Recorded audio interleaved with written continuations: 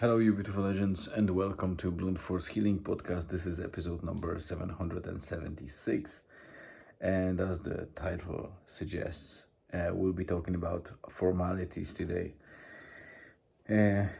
Quite a boring thing, probably for most, and even for myself. So let me just dive straight to it, and let's see how it goes. I will be updating you now about Friday. So on Friday, we were kind of thinking about deploying our sauna business in the morning, but life gets in the way and we kind of drifted a little bit. So eventually the deployment of the sauna operations was shifted towards kind of afternoon. And in between that, we decided to first go for a normal walk, and we drove our regular route to the bakery shack in Rosnala. Julian stayed at home and played a little bit of games, while Elizabeth and myself, we went to Rosnala. We got our coffees and snacks, and we went onto the beach. We consumed whatever we had a kind of conversation, and then Elizabeth went for her kind of interval jog / walk. I think she was jogging most of the time without breaks, so I can say it was a jog.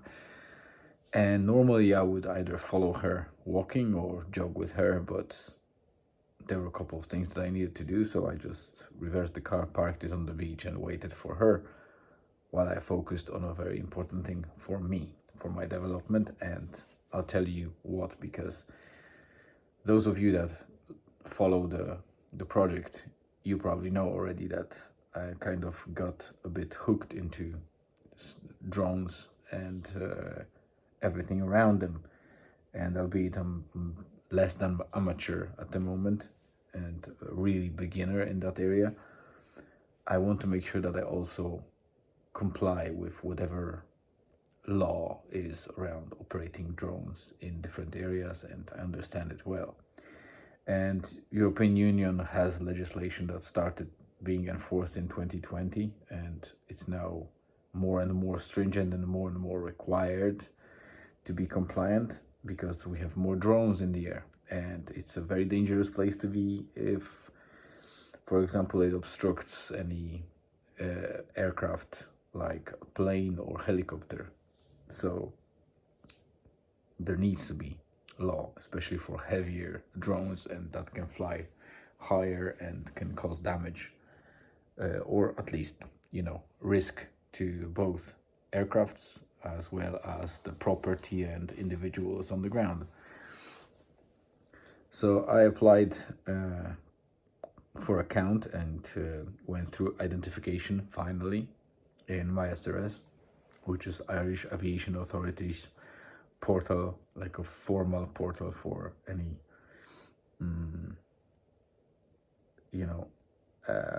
licenses, certificates, and any queries related to aviation. And drones are part of aviation, they are just unmanned aircrafts. So I went through that identification process, and then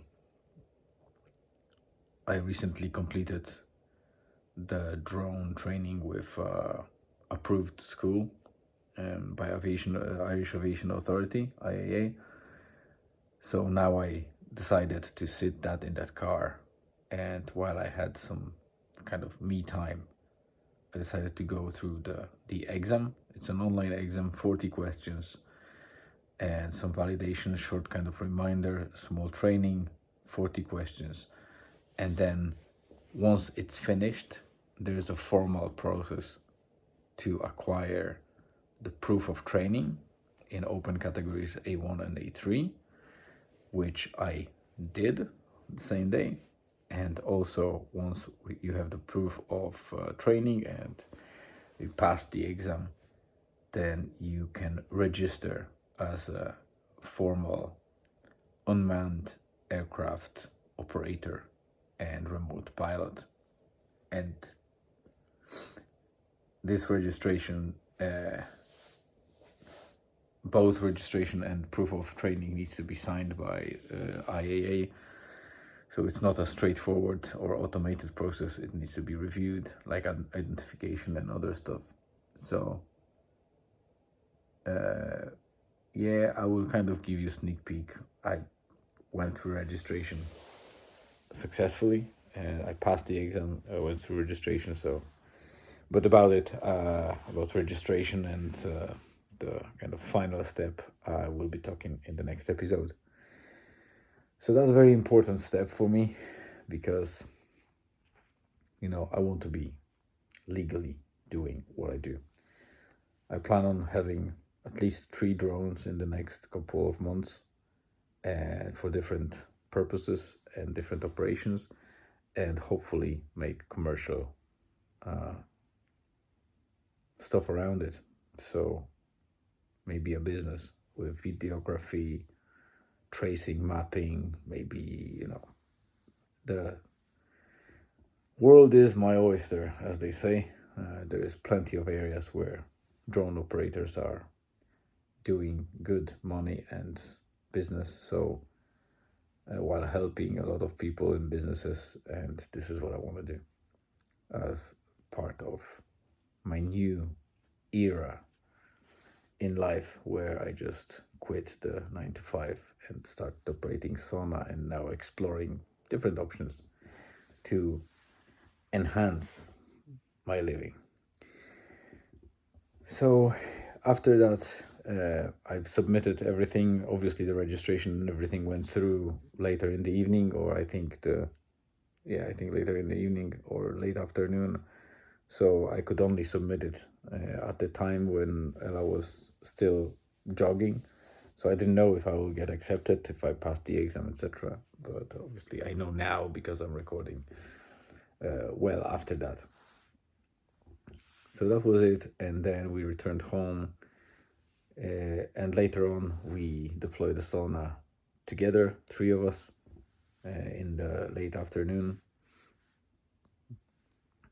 And it wasn't a busy day. It was just a couple of bookings. As far as I know, it was pretty dull, to be honest, for Friday.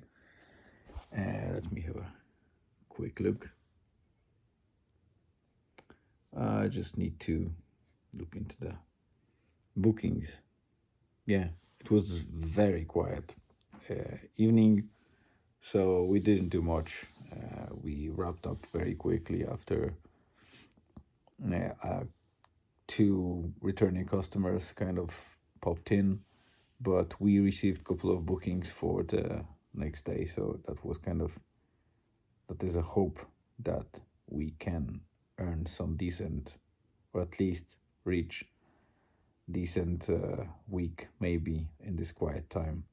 So that's pretty much it. Thank you very much for tuning in. Have a great rest of the day, afternoon, evening, wherever you are. Stay tuned, and see you again in tomorrow's